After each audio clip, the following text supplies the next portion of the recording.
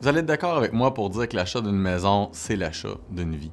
Il faut être extrêmement vigilant lors de l'achat de cette maison. À la déclaration au vendeur, on a une question pour les insectes nuisibles. C'est important de vraiment poser la question, de vérifier qu'est-ce qui a été inscrit là.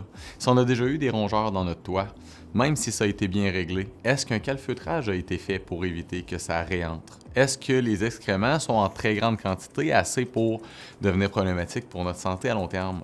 L'urine, est-ce que ça n'a pas déplacé notre laine au point d'avoir des pertes de chaleur? Si on a déjà eu de la fourmi, surtout quand c'est un cas de fourmi charpentière, même si ça a été bien traité, est-ce que le bris a été trouvé? Est-ce que ça a été réparé? Du moins, est-ce qu'on a des conseils ou est-ce qu'on a la bonne information à ce niveau-là? Est-ce qu'on est encore à risque? Est-ce qu'on a une plante grimpante à l'extérieur? Est-ce qu'on a un arbre qui touche à notre maison? Est-ce qu'on a une vieille souche sur notre terrain? Est-ce qu'on a de la pruche qu'on avait prévu changer 5 ans plus tard, mais qui va devoir être devancée?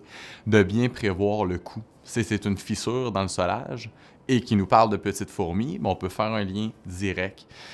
Si on parle d'humidité, d'intrusion d'eau, puis qu'on nous parle de cloportes, de perce-oreilles, d'insectes qui sont reliés à l'humidité, on peut avoir aussi un doute.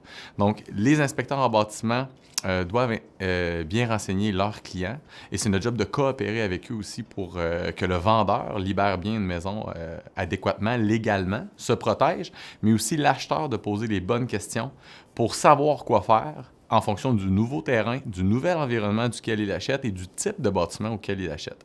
Une inspection pré-achat par un exterminateur, sans frais dans tous les cas, va vous permettre de vérifier tout ça, ou même à la suggestion d'un inspecteur en bâtiment chevronné qui sera vigilant à ce niveau-là.